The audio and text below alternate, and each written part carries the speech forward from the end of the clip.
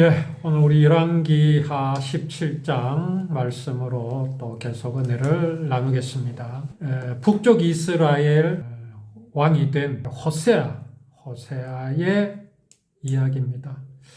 우리가 저번 주에 말씀을 나누었지만 호세아 역시 역대의 그 왕들의 그 모습을 벗어나지 못하고 있죠.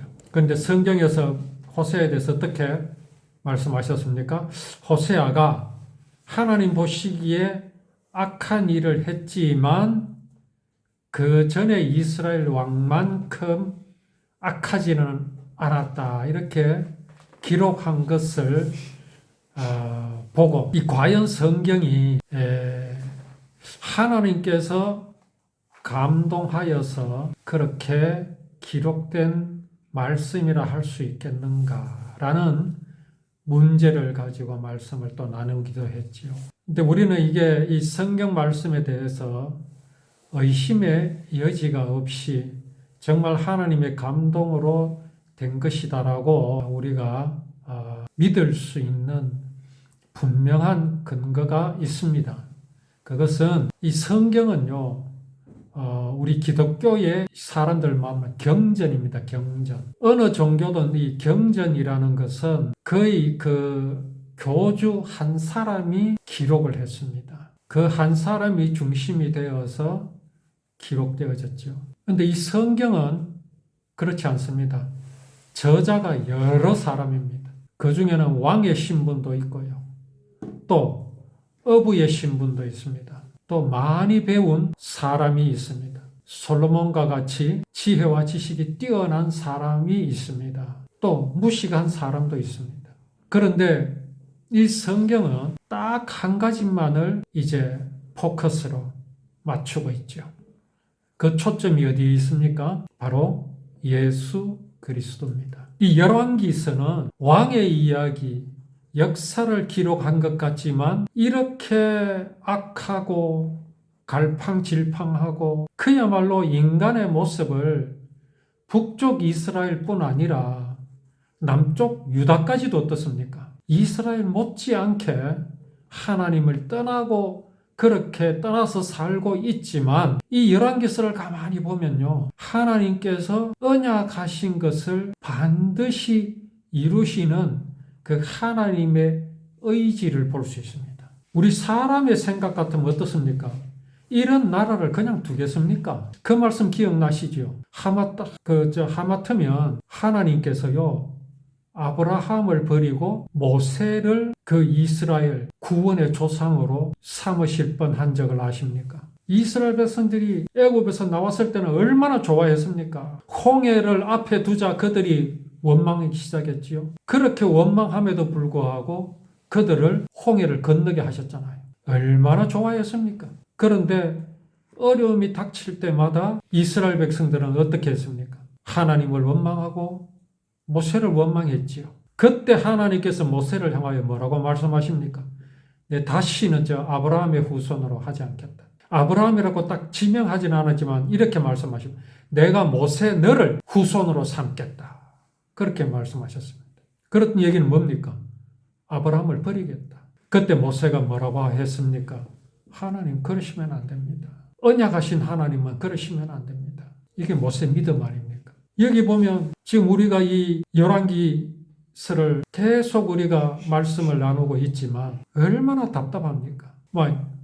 속이 천불 날 정도로 이런 모습을 볼 때 이 성경이라는 것이 사람이 기록하였다면, 사람이 주관을 한다면 과연 여기 이스라엘, 유다를 그냥 두시겠습니까? 그런데 하나님께서는 이 열왕기서를 통해서 하나님의 언약하신 것은 반드시 이루시는 하나님인 것을 우리에게 지금 보여주십니다. 단지 이스라엘의 역사가 아닙니다. 단지 유다의 역사가 아닙니다. 단지 왕의 역사가 아닙니다. 그런 그들도 그런 그들이지만 하나님께서는 버리지 않으시는 그 이유가 너무나 분명하기 때문에 이 열왕기서를 통해서 우리는 하나님께서는 언약하신 그 구원은 반드시 이루시는 하나님이신 것을 우리는 이 말씀을 통해서 우리가 볼 수 있어야 합니다. 그리고 그렇게 전할 수 있어야 합니다. 정말로 이 열왕기서도 단지 역사가 아니라 하나님께서 성령의 감동으로 이 열왕기를 쓴 사람의 마음을 감동하셨다라는 사실을 우리는 분명히 기억하면서 또 이 말씀을 우리는 은혜를 나누어야 할 것입니다. 자, 호세아가 어느 한 부분은 착하고 어느 한 부분은 잘못되었다. 한마디로 잘못됐다는 말입니다. 잘한 것이 따로 있고 못한 것이 따로 있는 것 아닙니다. 하나님 앞에서는 그런 것 없습니다. 오늘날 교회는 회개를 많이 가르치지요. 회개. 부흥회 하면요, 무조건 회개가 첫 순서입니다. 회개하라. 뭘 회개하라고 할까요? 회개도 똑바로 해야 됩니다. 잘못하면 그건 회개가 아닙니다. 100% 회개는 뭐냐? 지은 죄들을 낱낱이 기억하여서 또 빠뜨림이 없이 철저하게 용서를 구하는 회개를 가르칩니다. 왜 그렇게 가르칠까요? 사람의 죄는 나쁜 짓 하는 것, 나쁜 마음을 품는 것, 그것이 죄인 줄 알기 때문에 그런 겁니다. 이게 얼마나 유치한 거냐 하면요. 그럼 하루 종일 잠을 잤다 칩시다. 그러면 회개할 거 없지요. 그럴 수밖에 없습니다. 그럼 기억나지 않는 건 어떻게 할까요? 그럼 이렇게 말합니다. 성령님께서 기억나게 하신다고 말합니다. 그러니까 구원은요, 기억력에 따라 달라지는 겁니다. 기억력이 좋은 사람은 회개를 철저하게 잘하고, 기억력이 나쁜 사람은 회개도 옳게 못합니다. 참 유치한 반박이죠. 그런데 그렇게 반박 들을 수밖에 없지요. 왜 이런 말씀을 드립니까? 호세아가 잘한 것도 있고 잘못한 것도 있다. 이러한 구절에 대해서 호세아에 대해서 어떻게 평가하겠습니까? 평가 못합니다. 잘한 건 뭐고 못한 건 뭘까? 그렇게 헷갈릴 수밖에 없지요. 왜? 죄가 뭔 줄 모르니까. 하나님 앞에 사람의 죄는요, 하나님 앞에서 호세아의 죄는요, 뭘 잘한 게 따로 있고 못한 게 따로 있는 거 아닙니다. 사람의 본성 자체가 죄악입니다. 사람 마음에 있는 신념 자체가 죄악입니다. 사람은 그 자체로 죄입니다. 죄. 호세아 잘한 것 있다. 호세아 못한 것 있다. 아닙니다. 죄인입니다. 죄인. 그렇게 호세아가 이스라엘을 지키기 위해서 어떻게 합니까? 하나님을 향하지 않고 사람에게 기대지요. 그랬지 않습니까? 아시리아 왕을 또 갔다가 또 애굽 왕에게도 갔다가 이렇게 합니다. 그렇지만은 결국은 아시리아 왕이 사마리아를 점령해버립니다. 유다의 수도는 예루살렘입니다. 그런데 북쪽 이스라엘의 수도는 사마리아입니다. 사마리아. 그런데 그 사마리아가 아시리아 왕에게 점령당합니다. 그리고 이 아시리아가 어떻게 하느냐 하면요, 이스라엘 백성들은 아시리아로 끌고 가고 거기에다가 이제 힐라, 고산, 강가의 하볼, 메대의 여러 성에 이제 살게 하고 거기에다가 사마리아에다가는 다른 이방 사람들을 몰고 와서 거기에 살게 합니다. 예수님 시대 때 사마리아 사람들은요, 개 취급당했습니다. 왜 그랬느냐? 혼혈 민족이 됐거든요. 혼혈이 됐거든요. 왜요? 아시리아 왕이 이방 사람들을 거기에다가 살게 하면서 그렇게 된 겁니다. 자, 이렇게 된 것이 이스라엘 백성이 하나님께 죄를 지었기 때문입니다. 하나님께서 이스라엘 백성들을 애굽에서 인도해내셨고 애굽 왕 바로의 손에서 벗어나게 해주셨잖아요. 저번 주에도 말씀드렸지만 호세아가 이스라엘의 역사를 모릅니까? 잘 압니다. 모를 리가 없습니다. 알면서도 그렇게 하고 있잖아요. 그게 죄인 거라요, 죄. 그렇기 때문에 하나님께서 이스라엘에 벌을 내리셨다. 자, 이스라엘에 벌을 내리셨다라는 것이 이 무엇을 보여주십니까? 하나님께서는 그 이스라엘이 우상을 섬기고 하나님을 떠났지만 그들이 아브라함의 후손이라는 것 때문에 여전히 관심을 두고 계시다라는 겁니다. 그러면 다른 이방인들에게는 하나님이 관심이 없으십니까?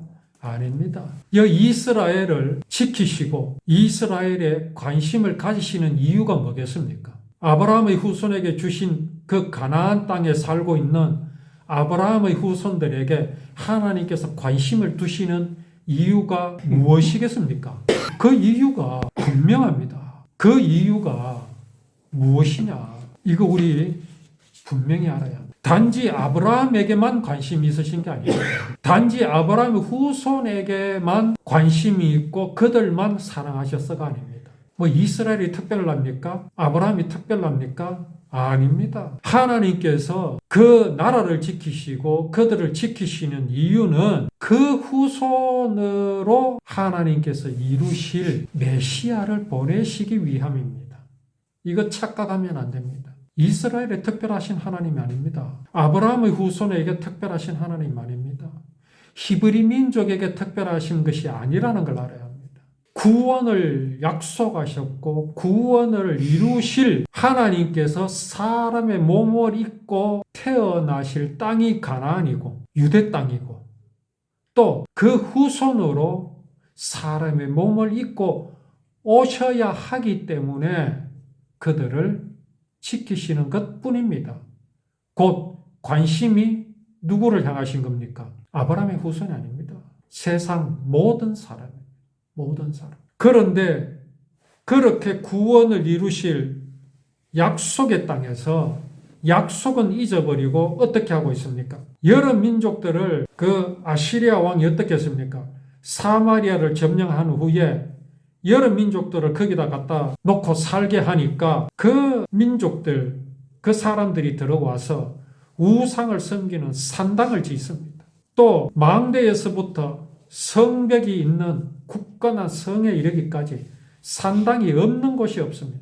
높은 언덕 위와 푸른 나무 아래마다 돌 기둥과 아세라 우상을 만들어 세웠습니다. 그들은 여호와께서 쫓아내신 다른 나라들처럼 모든 산당에서 향을 피우고 하나님을 노하게 했습니다. 하나님 뭐라 그러셨습니까? 율법을 주시면서 십계명에 우상을 섬기지 말라 하셨잖아요.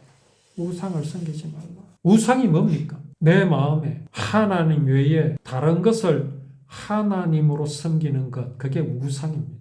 어떻게 해서 마음에 우상이 일어날 수 있습니까? 하나님을 믿지 못하기 때문에 그렇습니다. 최초의 사람에게 우상은 무엇이었습니까? 무화과 나뭇잎이었습니다. 그게 최초의 우상입니다. 하나님을 그 마음에서 상실하게 되니까 사람에게서 나타난 현상이 무엇이었습니까? 최초로 나타난 현상. 그 현상이 바로 두려움 아닙니까? 두려움. 내가 벌거벗었으므로 두려워하여 숨었나이다. 언제는 뭐 잊고 있었습니까? 그날 갑자기 벗었습니까? 아닙니다. 전에는 벗었음에도 두려움이 없었습니다. 왜 없었겠습니까? 하나님의 사랑과 은혜와 생명이 사람의 옷이 없기 때문에 그렇습니다. 그런데 사람이 그 옷을 버렸잖아요. 그 옷을 벗어버리니까, 하나님을 벗어버리니까 두려움이 엄습했습니다. 그 두려움은 그냥 무서운 게 아닙니다. 사망입니다. 사망.